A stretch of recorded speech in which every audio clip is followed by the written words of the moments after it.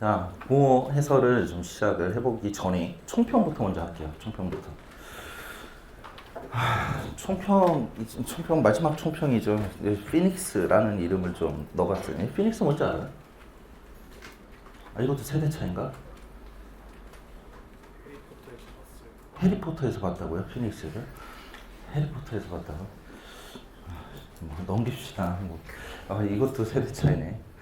자, 구모 시험이 어땠는지 일단 볼게요.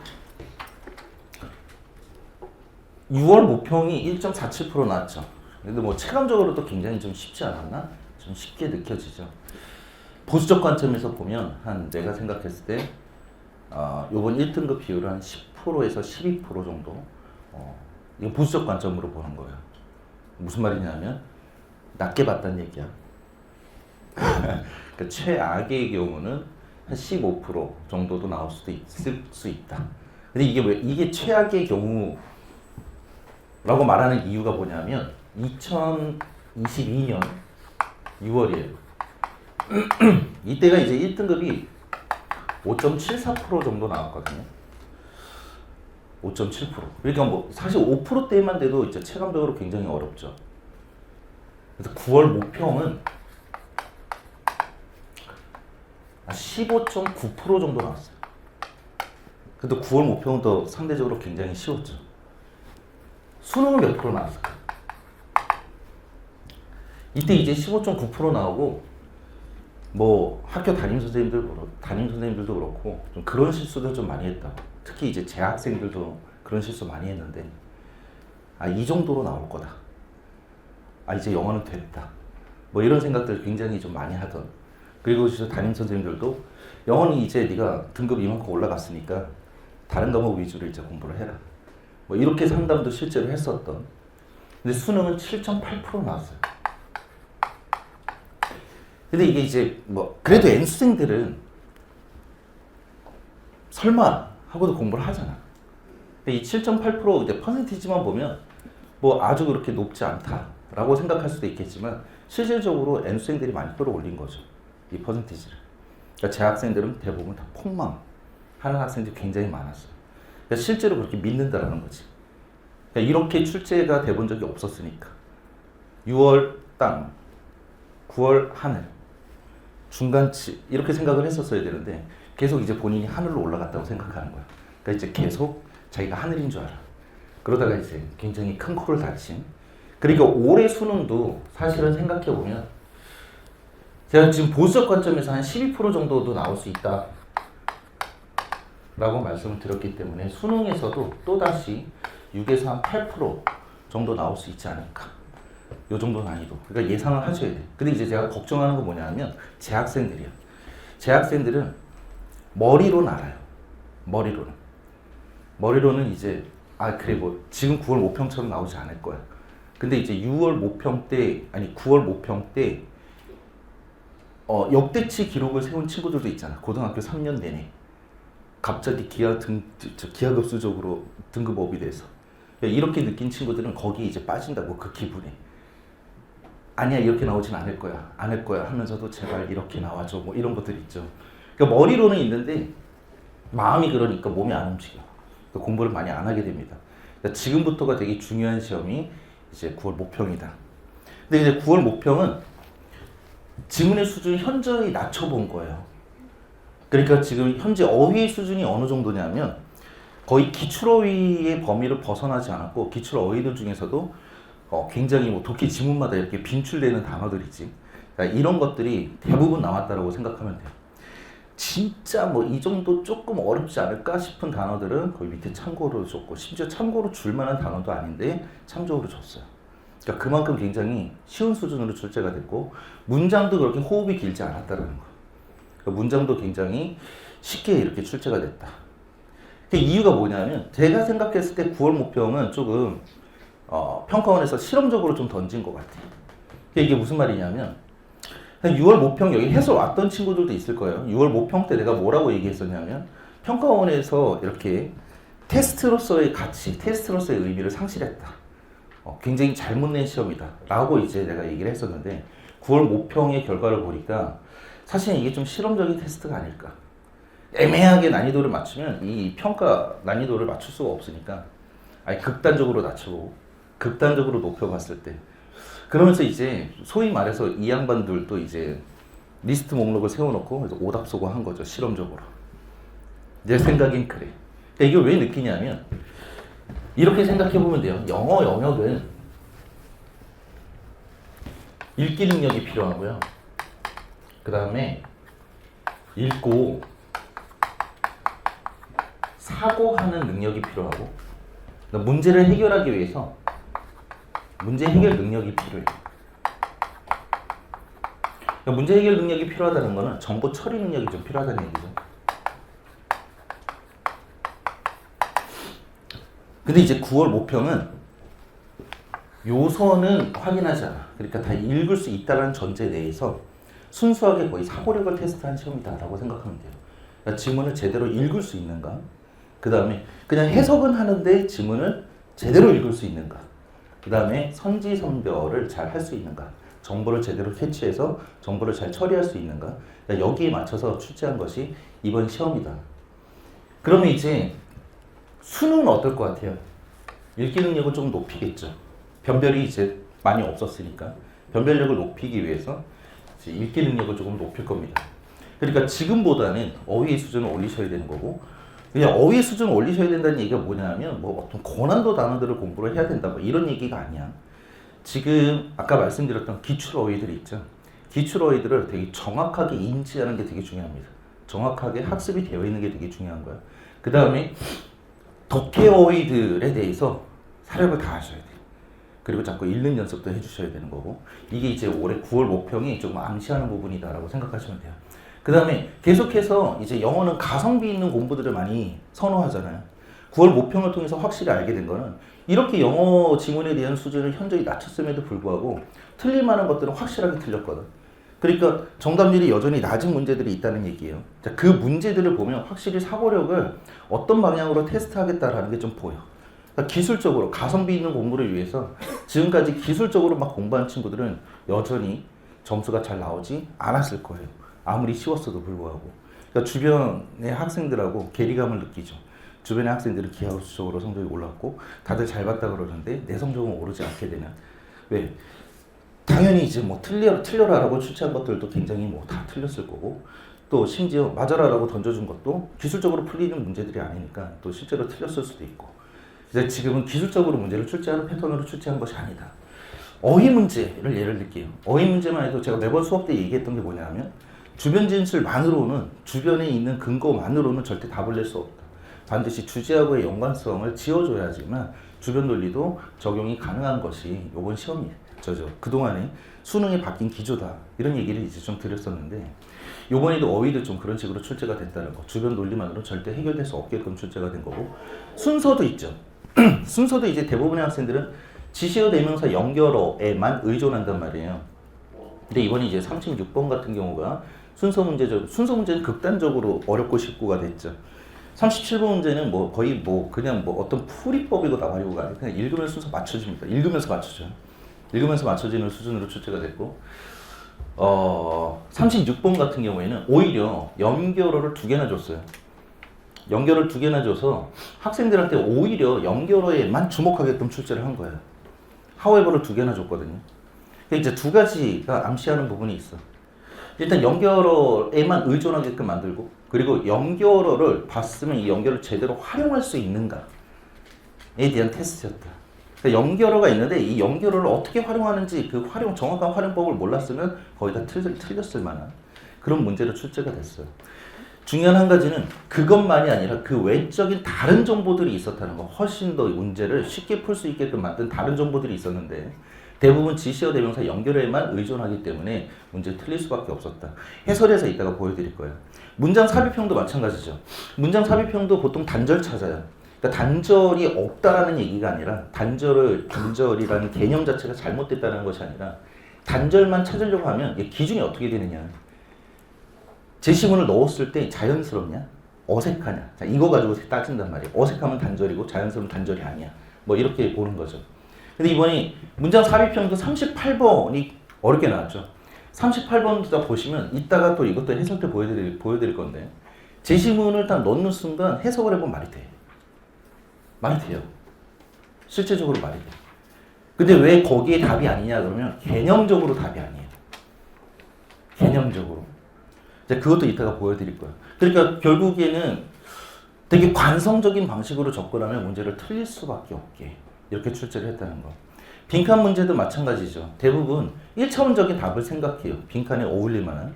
그래서 지문을 읽고 빈칸에 이런 것이 들어가겠다라고 하면 선지 없어요.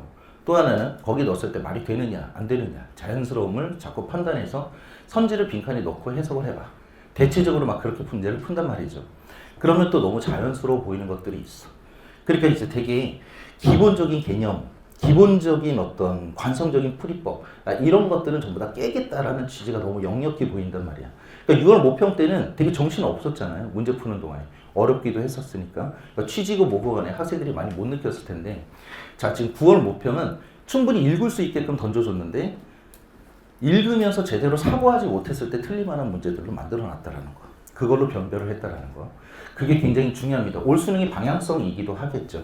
그 다음에 막연한 내용 파악보다는 그러니까 읽을 수 있다는 전제로 출제를 했으니까 글의 전개, 즉 글의 흐름을 얼만큼 자연스럽게 여러분들이 잘 읽으면서 파악할 수 있는가 이런 것들을 많이 테스트했다는 게 많이 보여요. 왜냐하면 요즘 내가 트렌드가 뭐라고 얘기했는지 혹시 기억하는 사람 있어요? 연결어가 생략되는 게 트렌드다. 이런 얘기 많이 했었죠. 그죠?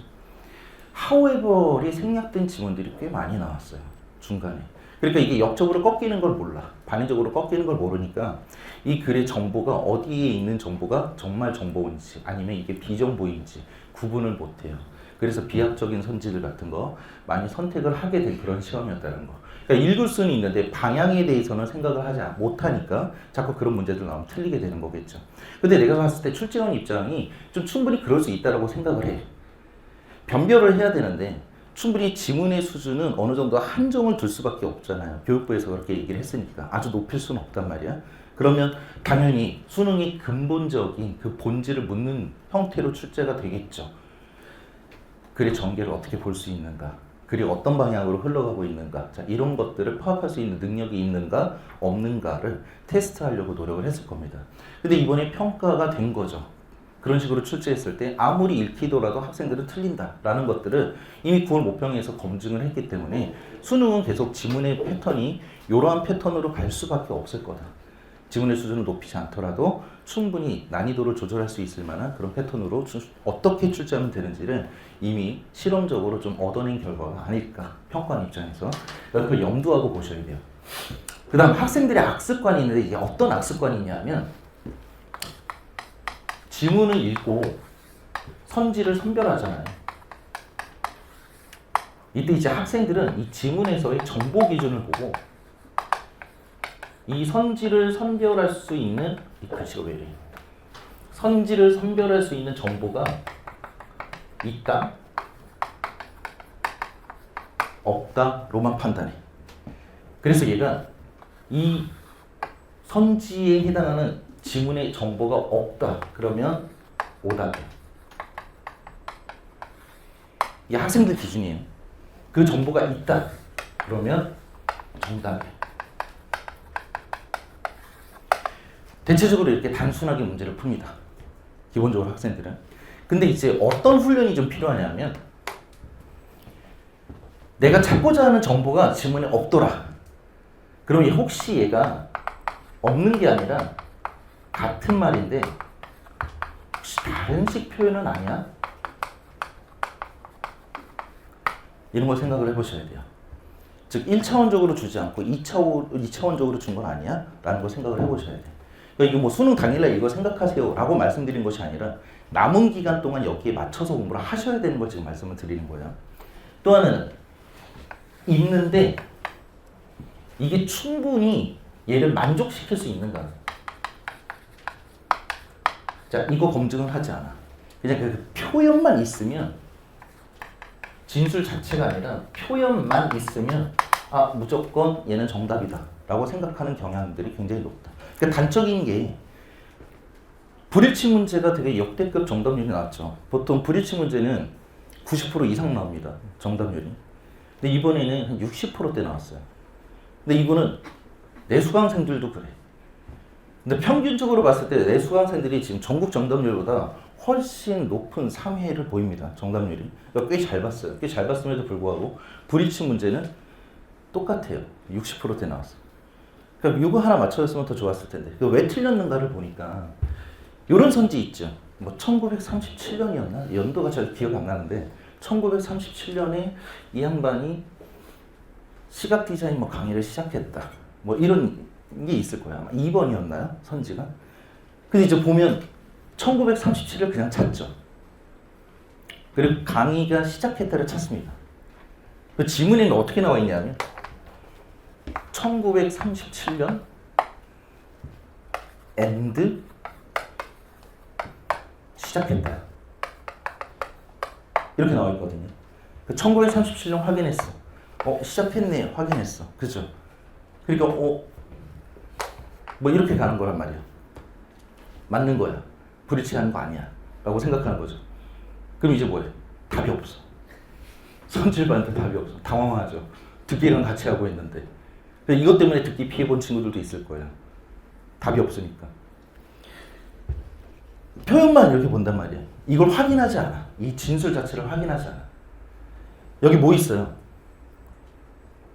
대략 10년 후라는 표현이 있죠. 그래서 and 이전에 뭐가 있습니까? 1937년에 거기 갔다고. 그리고 10년 후에 거기서 강의 시작했다고가 되는 거죠. 진술 확인하지 않아요. 그냥 표현만 있으면. 내가 원하는 표현만 있으면 돼. 이게 굉장히 악습관이다. 근데 불일치만 그런 것이 아니에요. 다른 것들도 충분히 다 이런 습관들 때문에 거의 다 틀리게 된다는 거. 그러니까 대부분 표현에만 의존하는 경우들이 있어요. 진술 자체를 충분히 물론 이 진술에서 해석이 안 되는 부분이 있어도 충분히 그 진술 속에서 이해를 하고 의도를 파악해서 그걸 정보화하는 습관이 있어야 되는데 계속 그냥 표현에만 의존합니다. 그 표현들을 확인하는 습관이 많이 안 돼 있어요. 자, 이 부분 제가 지금 얘기하는 이 부분은 굉장히 중요할 거예요. 수능에서.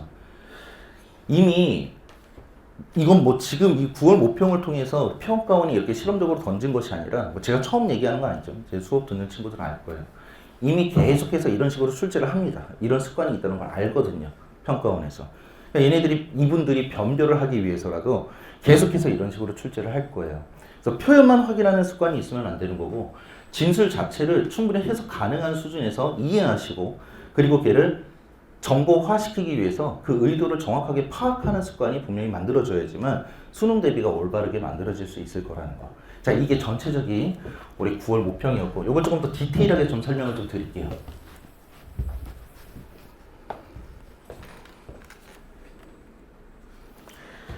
자, 보통은 이제 이런 걸 좀 대비를 해 두셔야 돼요. 6월 모평도 마찬가지고 9월 모평도 마찬가지고 출제위원들이 문제를 70분 동안 45문제를 운영할 때 대체적으로 학생들이 이런 식으로 문제를 푼다라고 알고 있거든요. 빈칸 논성 대부분 마지막에 풀잖아요. 개인적으로 마지막에 푸는 게 맞다고 생각해요. 빈칸은 이 난이도를 예측할 수가 없기 때문에 쉽게 나올 수도 있고 어렵게도 나올 수도 있죠. 근데 얘가 어렵게 나온다 그러면 또 집착하는 습관들이 있죠. 앞에서 풀어버리면 뒤에서 맞출 수 있는 것들 다 시간을 버려버리기 때문에 대체적으로 마지막에 풀 거예요. 이런 순서로 많이 풀기 때문에 이제 출제원들 입장에서는 운영하는데 좀 방해를 할 수 있는 패턴으로 출제할 가능성이 높다고. 근데 6월 모평은 어떻게 출제했냐면 원래는 이렇게 출제해요. 이쪽 부분을 좀 쉽게 출제하면 이쪽을 좀 어렵게 출제하는 거고 이쪽을 어렵게 출제한다 그러면 이쪽을 대체적으로 쉽게 출제하는 게 일반적인 패턴이에요. 근데 이제 좀 난이도를 확연히 높이겠다 그러면 이렇게 출제하는 거죠. 이번 6월 모평은 이렇게 출제한 거예요. 이쪽도 어렵게, 이쪽도 어렵게. 그러니까 문제 풀 때 원래 어떻게 풀어야 돼? 막 술술 풀다가 좀 어려워. 또 이거 어렵사리 해결하고 나면 다시 이렇게 문제를 풀면서 좋은 흐름을 타고 이렇게 가야 되죠. 근데 6월 모평은 어땠어요? 계속 시발시발 하면서 풀었죠.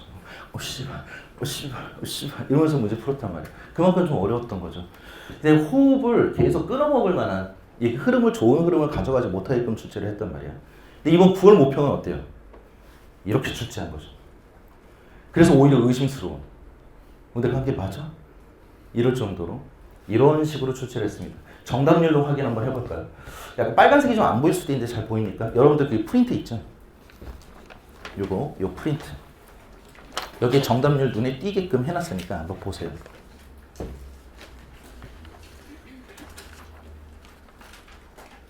없나? 여기 없나?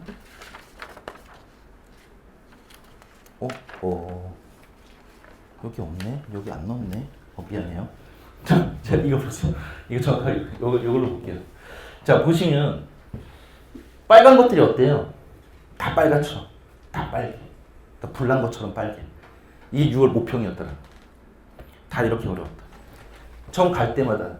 사실 이렇게 이런 색으로 좀 표기한 것들이 뭐냐면 좀 중위권 정도, 그러니까 난이도는 중 정도 수준이다라고 보시면 돼요. 50%대 중후반 정도다 그러면 보통은 한 중에서 중3 정도 난이도다라고 생각하시면 돼요. 그러니까 이쪽으로 가는 방향성도 사실 쉽지는 않았다는 거죠. 다 쉽게 해결되지는 않았어. 그러니까 계속 어려웠다고. 근데 9월 모평 어땠는지 한번 봅시다. 9월 모평. 9월 모평은 밝아지는 게 많아요. 그죠? 그러니까 흐름을 굉장히 온전하고 되게 좋게 가져갈 수 있었다고.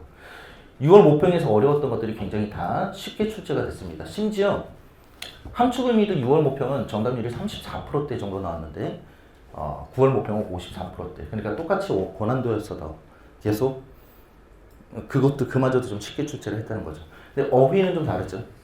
그래서 제가 아까 전에 처음 시작할 때 어휘 부분을 건드렸던 이유가 이게 진짜 수능의 방향성으로 출제가 될 것이다. 오히려요 6월 모평에 비해서 지문의 수준은 더 낮습니다. 9월 모평이 어휘 문제를 말씀드린 거예요. 그다음 작문 어휘도 조금 더 낮게 출제가 됐죠. 그러니까 더 쉽게 출제가 됐다는 얘기야. 자, 가장 특징적인 게 뭡니까? 순삽빈 방향이죠. 자, 특히 순서 삽입 쪽의 방향이죠.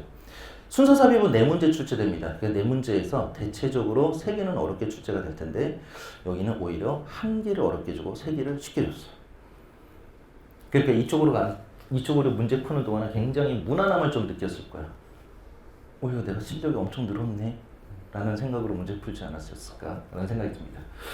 되게 조심스럽게 원래 이 총평을 할 때에는 사실 이렇게 뭐 예상을 하거나 뭐 이러면 나중에 문매를 맞잖아요. 그 예상과 달랐을 때. 그래서 조심스럽게 예상을 한번 해보겠습니다. 수능 어떻게 나올지. 왜? 듣보잡이어서 괜찮습니다. 자, 볼게요. 자, 요지 주제 제목 중에서 자, 적으세요. 요지 주제 제목 중에서 자, 제가 지금 말씀드리는 거는 자, 9월 모평 기준입니다. 9월 모평 기준. 9월 모평의 정답률을 기준으로 해서 나머지 거는 비슷하게 출제가 될 것 같은데 요지 주제 제목 중에서 한 문제 정도는 고난도로 출제가 될 가능성이 있어요. 이거보다 지금 9월 모평보다 난이도가 훨씬 더 높게 출제될 가능성이 있다는 얘기예요. 그 다음에 장문도요. 장문 제목이나 장문 어휘도 요거보다는 조금 더 높을 겁니다. 요거보다. 그 다음에 순서 삽입이 중요한데 순삽이 총 4문제죠. 이 4문제 중에서 4개 중에 3개 정도를 조금 난이도가 있게끔 출제하지 않을까라는 생각이 좀 들어요.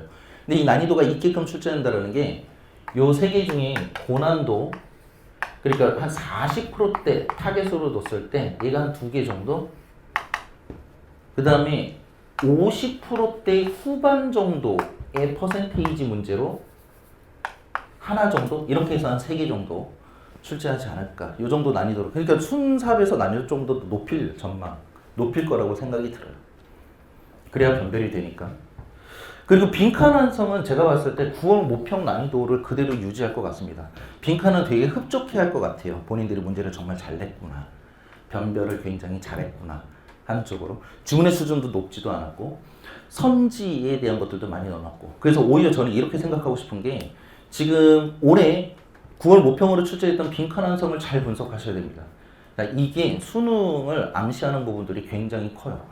지문의 수준은 낮췄고 게다가 아까 제가 말씀드렸던 것처럼 연결을 생략한 지문도 있고요.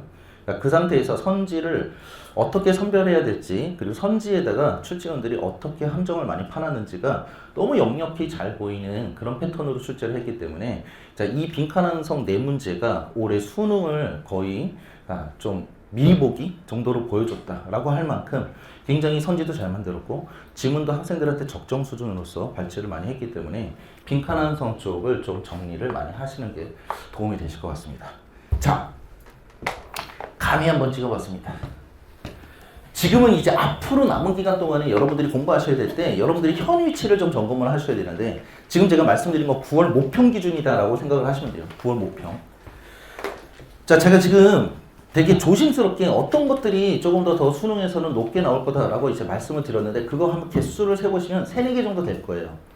그 3, 4개 정도면 7에서 8점 정도 차이가 날 거다라고 생각을 하시면 돼요. 지금 9월 모평 보신 것들.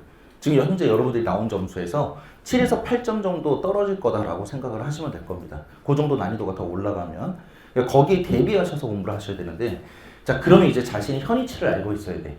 지금 내가 9월 모평 기준으로 4등급 이하가 나왔다. 그러면 사실은 되게 명백해졌어요. 그러니까 읽는 것 자체가 지금 안 되는 겁니다. 그럼 읽는 것 자체가 안 되니까 뭐해? 구문 공부해? 지금 2달 반 남았는데 그럼 내년을 기약하는 거죠. 현재 뭐 구문 교재나 뭐 구문 뭐 어떤 강의를 들어서 이렇게 끌어올리는 것이 아니라 여러분들 하시는 공부에서 계속 문장력을 키워가시는 연습들을 계속 하셔야 돼요. 부분적으로 내가 해석 안 되는 문장들 만날 때마다 그때마다 이렇게 문장에 대한 이해도를 높여주셔야지만 커버가 좀 될 겁니다. 왜? 그렇다고 뭐 다른 공부를 안 할 수 없잖아. 문제 자꾸 풀기도 하셔야 되고 또 풀이법이나 선지선별이나 이런 것들도 많이 익혀야 되기 때문에 문장 공부를 따로 할 것이 아니라 그렇게 지금 현재 하고 있는 공부에서 많이 채워가셔야 된다는 거. 계속해서. 그러니까 특히 사실은 이래요. 이번 9월 모평으로 가장 타격을 입은 이 등급은 제가 생각했을 때 4등급 이하 학생들일 것 같아요. 변명의 여지가 없습니다.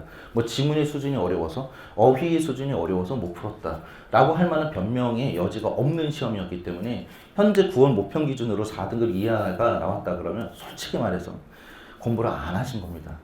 그렇기 때문에 지금은 빨리 읽는 연습들을 많이 하셔야지만 수능에 대한 좀 안정적인 대비가 그래도 최소한 3등급 이상은 나올 수 있을 것이다 라고 좀 전망을 해보고 왜? 지금 사실 7, 8점 떨어진다라고 얘기했는데 4등급 이하는 영향이 없을 거예요.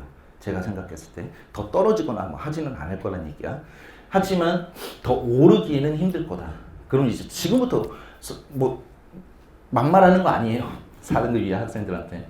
지금부터 빨리 읽는 능력부터 빨리 키워야지 뭐 지금 파이널 단계니까 뭐 문제집 쌓아놓고 뒤집다 문제 풀면 점수 올라가겠지 이렇게 생각하면 그냥 미술 이만큼 빠져있는데 거기다 물 계속 들이붓는 거랑 똑같아요. 절대 점수 올라가지 않으니까 계속 읽는 연습 해주셔야 된다는 거. 지금 내가 3등급 정도 나왔다 그러면 어떤 단계가 부족한 거냐. 지금 이 정도면 이게 됐다라고 말씀드린 게 아닙니다. 이 정도면 이게 부족한 거다라고 말씀을 드리는 거예요. 현재 지금 9월 모평 기준으로 3등급 나왔다 그러면 읽을 수는 있는데 읽으면서 사고하는 과정이 안 돼 있다라고 생각하시면 돼요. 지문을 읽으면서 생각하는 과정이 안 돼. 그러니까 읽기에 너무 급급한 거죠. 그래서 이제 뭐 근근히 3등급까지는 유지를 했으나 사실 읽으면서 생각하고 거기서 정보를 추출하고 정보들을 연결해가는 과정들이 필요하고 아까 말씀드렸던 것처럼 글에 대한 전개들을 좀 파악할 수 있는 기본적인 능력이 필요한데 그게 현재 안 되고 있기 때문에 이것도 지문을 생각하면서 읽는 연습들을 계속해 주셔야 돼. 자, 지금 제 얘기를 계속해서 반복적으로 듣다 보면 3등급 이하 혹은 2등급 점 여기서도 이제 다시 한번 말씀드릴 건데 계속 반복적으로 말씀드리는 게 읽는 게 필요하다라고 지금 계속 반복적으로 말씀드립니다. 현재 지금 2등급 나왔다 그러면 사실은 3등급으로 떨어질 확률이 굉장히 높아요. 특히 2등급도 한 85점 선이다 라고 하면 사실 3등급대로 떨어질 가능성이 훨씬 더 높습니다. 왜? 더 올라갈 거니까 난이도는. 그럼 어떤 부분에서 많이 떨어질 거냐? 지문을 읽어 그리고 지문의 흐름도 어느 정도는 파악할 수 있는 게 지금 현재 9월 모평 기준으로 2등급 한 중반 정도까지 나온 친구들일 텐데 그렇지만 정보를 자연스럽게 연결해서 비합적 사고를 막을 수 있을 만큼의 정보 처리 능력은 없다. 부족한 단계다. 그래서 그런 것들 다 틀렸고 나머지 것들 맞춰라 하는 것들을 충분히 맞췄을 때 2등급을 보유할 수 있지 않았을까. 그럼 지금부터 하셔야 될 노력은 정보들을 잘 캐치해서 잘 추출해서 이 정보들을 어떻게 연결하는가. 정보를 어떻게 연결하는가. 그 다음에 선지선별할 때 이 연결한 정보를 어떻게 적용을 할 것인가. 이 부분에 좀 더 주안점을 두고 공부를 하셔야 된다는 거. 현재 1등급 나온 친구들 같은 경우에는 어떤 부분을 점검을 해봐야 되냐면 위기관리 능력에 대해서 현재 위기가 없었죠. 9월 모평은. 위기가 없었어. 수능 때는 충분히 난이도가 올라갈 수 있기 때문에 위기 상황은 발생을 할 거야. 이 위기 상황에 대해서 연습이 되어 있으셔야지만 현재 9월 모평 기준으로 1등급을 받은 친구들이 수능에서도 1등급을 유지할 수 있지 않을까라는 생각이 좀 들어요. 자, 현재 이런 단계에서 여러분들의 학습 상태를 꼭 점검을 하시고, 특히 상위권에 있는 학생들 중에서도 악습관이 좀 보이는 친구들이 있어요. 틀린 답은 오답이 좀 비슷하게 가야 되는데 이 학생들이 1등급이 맞나 싶을 정도로 굉장히 당치도 않은 선지들을 선택한 성향들이 없지 않아 있거든요. 그러니까 이런 것들을 보면 확실히 악습관은 안 고쳐졌다. 근데 악습관을 고쳐줘야지만 1등급들을 계속 유지를 하거나 적어도 안정적인 2등급이 나올 수 있다는 거. 근데 실제로 아까 전에 말씀드렸던 것처럼 2023년도의 수능은요. 6구 모평의 난이도가 이렇다 보니까 공부를 좀 디테일하게 하지 않거든요. 학생들이. 그러다 보니 이제 수능에서는 실제 이런 친구들도 있어요. 1등급 받다가 3등급으로 기하급수적으로 떨어지는 그런 친구들도 충분히 발생할 수 있다는 거. 그래서 이 디테일한 사고들만 조금 만져주시면 최소한 안정적인 2등급은 유지할 수 있고 여전히 9월 모평 때 나왔던 1등급 유지할 수 있습니다. 근데 제가 봤을 때 이제 만점자가 많을 것 같거든요. 영어 만점자가. 제 수강생들 중에서도 있는데 만점자들은 그냥 안정적으로 지금의 상태를 유지하면 돼요. 난이도에 절대 영향을 받지 않은 걸 스스로 검증했기 때문에 안정적으로 갈 수 있다고 보시면 됩니다. 자, 이런 기준에서 앞으로 이제 여러분들 어떻게 공부를 하셔야 되느냐. 그러니까 여러분들한테 좀 당부드리고 싶은 건 뭐냐면 진짜 생각보다 절대평가로 바뀌면서 학생들은 어휘 공부를 진짜 하지 않습니다.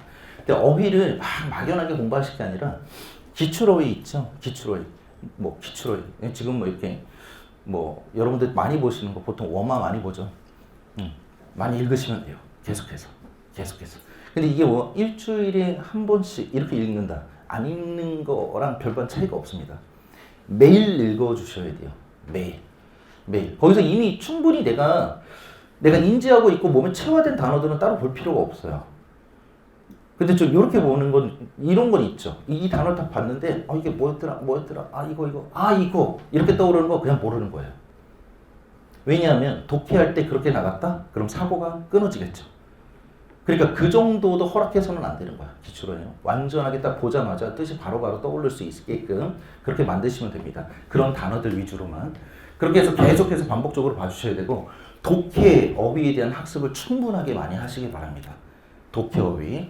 자꾸 이렇게 단어책만 붙잡고 계시는 분들이 있으신데 절대 오르지 않을 거예요. 절대 적용되지 않을 거예요. 왜? 앞에서 보여드렸던 것처럼 수능은 이제 확실하게 사고력을 테스트하는 시험으로 자리를 확실하게 잡았기 때문에 수능 영어는 단어가 된다고 해서 사고가 올바르게 이루어지는 건 아니죠. 그럼 사고를 원활하게 이루려면 이 어휘 쓰임이 정확하게 파악이 되어야지만 해석도 정확하게 되는 거고 그리고 거기에 대한 정보도 정확한 파악이 될 수 있겠죠. 안 그러면 그냥 아까 제가 말씀드렸던 것처럼 단어나 표현들 위주로만 이렇게 정보들을 꿰려고 하실 거야. 그런 습관을 파괴하시려면 반드시 정확하게 기억하시고 독해어에서 그 어휘에 대한 정확한 쓰임을 자꾸 학습하셔야 됩니다. 그걸 꼭 당부드릴게요. 이건 모든 등급 다 마찬가지야. 그 다음에 정독하는 거. 제발 질문 좀 읽어주세요. 이거는 지금 제가 다른 친구들도 많이 볼 거 아니야. 내 수강생들 뿐만 아니라 외부 학생들 뿐만 아니라 여기 나머지 친구들도 보겠죠. 정독해야 됩니다. 이게 9월 모평이 주는 암시를 그냥 지나가시면 안 돼요. 그 의미 자체를. 이미 읽을 수 있는 수준으로 출제했을 때 너희는 어느 선까지 문제를 풀 수 있는지를 검증한 것이 테스팅한 것이 9월 모평이기 때문에 수능에서는 이 읽기 능력 가지고 난이도를 좀 조절을 분명히 할 겁니다. 이렇게 쉽게 출제를 할 마음이 없다면 난이도를 높일 거라면 반드시 읽기 능력으로 커버를 좀 칠 거예요. 난이도 조절을 분명히 할 거란 얘기야. 이렇게까지 명백하게 수능이 어떤 식으로 난이도를 조절할지에 대해서 조금 보이는데도 불구하고 남은 기간 동안에 이런 정독하는 과정들을 공부를 안 하신다. 그러면 그냥 사실 남은 기간 동안에 그냥 형식적으로 공부하는 것 외에는 별반 다른 차이를 만들어내지 못할 것이다. 밑빠진 독에 물 붓기를 하는 거랑 똑같을 거예요. 제가 생각했을 때는 본인이 읽기 능력이 좀 불안정하다 싶으시면 계속 정독을 하셔야 됩니다. 제가 생각했을 때. 꼭 잊지 마세요. 그래서 영어에 대한 익숙도나 그다음 특히 지문의 전개 그 흐름들을 계속 생각하시면서 정보를 이어갈 수 있는 이런 읽기 능력들을 계속 만들어 주시길 바라고요. 전략적으로 이제 어떻게 여러분들이 좀 보완을 하셔야 되냐면 현재 2등급 이상 나온 친구들 같은 경우는 1, 2구간에 아까 전에 말씀드렸던 1, 2구간의 문제들 있죠. 자, 이런 1, 2구간의 문제들 말고 3, 4구간 쪽, 그러니까 순서, 삽입, 빈칸 쪽의 문제들을 조금 더 비중 있게 공부를 하셔야 돼요. 근데 이게 비중 있게 공부를 하라고 하는 것이 순삽빈 위주로만 공부해라 이게 아니에요. 얘네들도 깔끔하게 계속해서 봐주셔야 되는데 7대3 정도 비율로 봐주시면 되겠다. 4등급 이하는 반대죠. 1, 2 구간 위주로 해서 얘를 한 7, 그 다음에 얘를 한 3 정도에 맞춰서 공부를 해주시는 게 맞아요. 순사빈 정도는 3으로 해서. 왜냐하면 계속 여기 시간을 들이부어도 어느 정도 한계가 있을 거예요. 4등급 이하 친구들은. 그래서 맞을 수 있는 문제들에 조금 더 시간을 투자하는 것이 실효적일 겁니다. 수능에서 점수를 내는 데 있어서. 문제는 이제 3등급이에요. 3등급은 되게 애매한 등급입니다. 구모 3등급은. 사실 1, 2 구간도 됐다. 현재 된 상태다. 라고 보기도 어렵고 3, 4 구간에 있는 순사빈도 여전히 어려움은 좀 있을 거고. 그래서 지금 현재 3등급은 사실은 2등급 이상하고 4등급 이하에 있는 학생들보다 공부량이 좀 더 많아야 될 거예요. 2등급으로 올리는 게 더 어려운 등급이 이제 3등급일 겁니다. 다른 등급들에 비해서. 그래서 사실 지금 하시는 공부보다 약간은 조금 더 비중을 높이셔서 좀 시간 투자도 약간은 조금 더 높이셔야지만 안정적인 2등급을 받을 수 있을 겁니다. 뭐 여러분들한테는 좀 최고의 관심사가 안정적인 2등급이잖아요. 사실 3등급으로만 떨어져도 원서 지원하는데 좀 어려움이 있을 만한 게 되게 많죠. 영어는. 2등급 이상은 안정적으로 받으셔야 되는데 그러시려면 지금은 전체적인 밸런스를 맞춰줘야 되는 그런 공부를 하셔야 되는 게 현재 9월 모평 기준의 3등급이다라고 생각을 하시면 돼요. 왜? 가장 떨어질 확률이 높은 등급이기 때문에. 무슨 말인지 알겠죠? 자, 그 다음 학습 분량은 이렇게 생각합니다. 절대 양으로 치는 건 지금 도움이 되지 않을 거예요. 그럼 현재 여러분들은 되게 질적인 공부를 해주셔야 돼요. 아까 얘기했던 질적인 공부라는 건 뭐냐면 정독하는 과정까지 포함해서 질적인 공부를 말씀드리는 거예요. 그러려면 양을 늘릴 수가 없죠. 이거 양을 늘려버리면 타 과목 공부를 못해요. 타 과목들도 당연히 공부를 하셔야 되기 때문에 영어는 지금은 양보다는 학습법으로 계속 커버를 해주셔야 돼요. 자신의 부족한 부분들을. 그래서 2등급 이상 되는 학생들은 주 2회 정도 모의고사를 보시면 될 것 같고요. 그렇게 모의고사 풀다가 내가 조금 취약한 유형들이 있죠. 특정 유형들만 매주 그렇게 보완하는, 특히 순서나 삽입, 빈칸 쪽 라인에서 좀 부족한 유형들만 계속해서 보완을 하시면 적정량으로 보완하시면 충분히 1등급 나올 수 있을 것 같고 안정적인 2등급 나올 수 있을 것 같거든요. 근데 3등급에 있는 친구들은 이제 똑같이 2회 정도 공부를 하시면서 질적인 공부 해주시되 전 구간에 대해서 취약 유형들을 계속 보완을 해줘야 됩니다. 매주. 그래서 부분적으로 뭐 유형별로 이렇게 풀 수 있는 문제들이 있죠. 그걸 계속 조금씩 나눠서 풀면서 일주일에 뭐 주당 한 2개, 3개 정도 되는 유형들이 있죠. 이런 거 부족한 것들을 계속해서 같이 모의고사와 함께 풀어줘야 밸런스가 있게 성적을 좀 올릴 수 있을 것이다.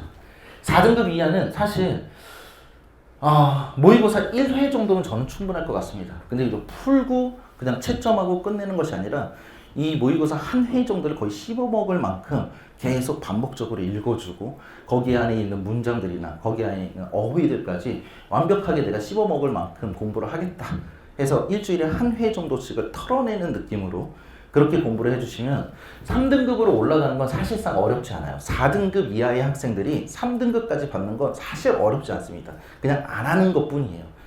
그리고 안 하더라도 하더라도 공부법이 잘못됐거나 현저히 잘못됐거나 그런 등급들은 제가 지금 말씀드린 것처럼 욕심내고 모의고사 이렇게 많이 푸는 것이 아니라 한 회 정도를 털어내듯이 완벽하게 공부하시는 것이 도움이 될 거고 게다가 거기에 플러스로 그래도 이것만은 양이 좀 적죠.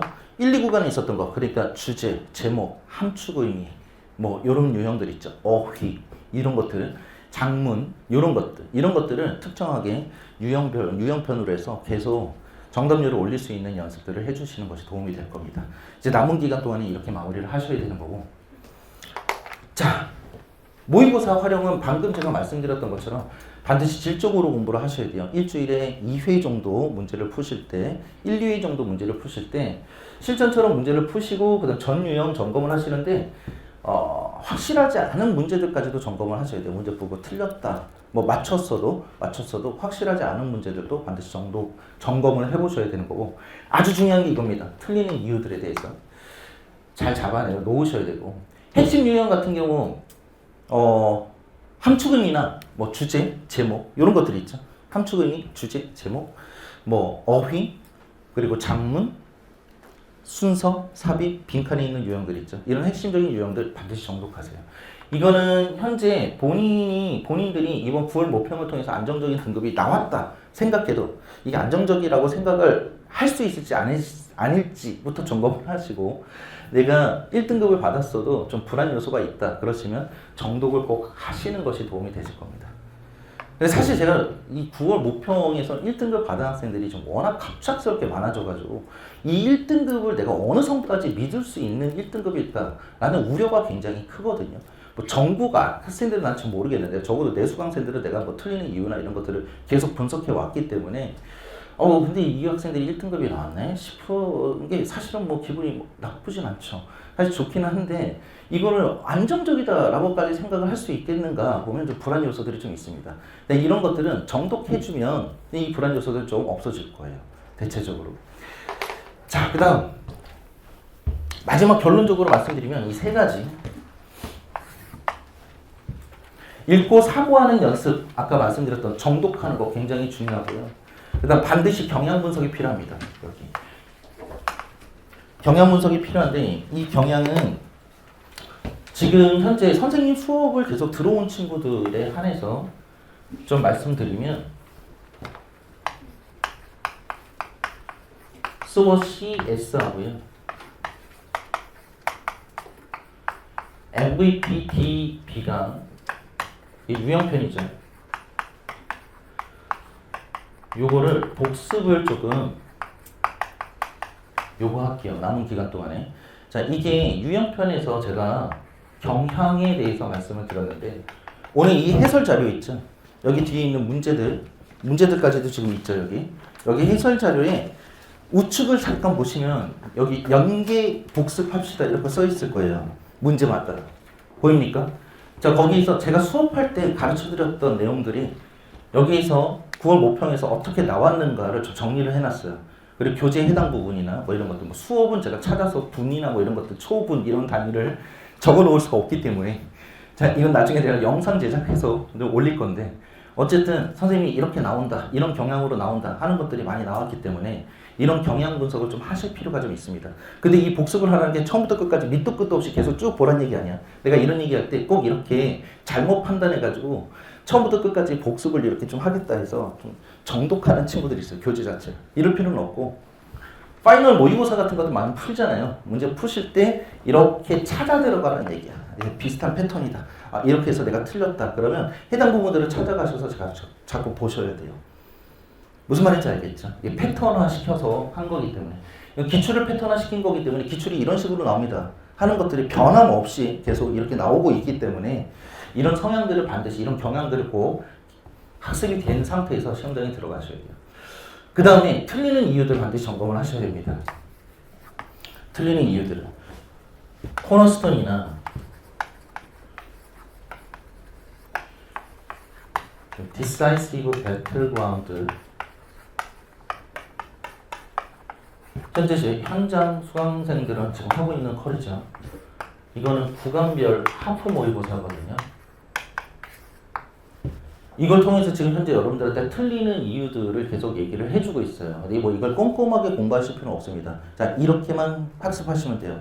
틀리는 이유들에서 언급할 때 그걸 고치려고 노력하셔야지 틀리는 이유를 들었는데 무시하고 my way 이렇게 가신다. 그럼 계속 틀릴 수밖에 없을 거예요. 그리고 가성비 있는 공부가 안 되겠죠. 틀리는 이유를 반드시 점검을 하셔야 됩니다. 그러면서 지금 현재 이 공부는 뭐가 주가 돼야 되냐면 파이널 공부가 주인 상태에서 이렇게 보충하는 식으로 학습을 하셔야 돼요. 그래서 이런 부분이 지금 올드다, 이런 부분이 뉴다. 새로운 문제 풀면서 계속 기존에 학습하셨던 것들을 정리하시는 그런 공부로 남은 기간 동안에 학습을 해야지만 효과가 분명히 있을 겁니다. 굳이 뭐 재수강생이 아닌 학생들이어도 똑같아요. 파이널 공부를 하시면서 여러분들이 그동안 봐오셨던 교재들이 있을 거예요. 특히 기출이면 좋겠습니다. 뭐 수업을 듣지 않는 친구들 같은 경우는 기출 통해서 계속 패턴을 잡고 경향을 계속 반복하시면서 이렇게 출제가 될 때 이런 식으로 대비를 해야 되겠다. 이 방향을 계속 반복해 주시면 충분히 학습이 될 수 있을 거라고 생각이 들어요. 자, 총평만 들었을 땐 좀 막연하시죠. 해설 통해서 자, 이번에 해설은 제가 그냥 문제 이렇게 풀었어야 했어. 이래서 틀렸어가 아니라 앞으로 경향이 이렇게 나올 거니까 이렇게 맞춰서 공부를 하셔야 됩니다. 난이도는 어떻게 더 높아질 겁니다. 뭐 이런 얘기들 해드릴 거거든요. 거기에 맞춰서 남은 기간 공부하는 동안에 기준이 되었으면 좋겠습니다. 이따 해설해서 보도록 할게요. 잠시 쉬었다가 할게요.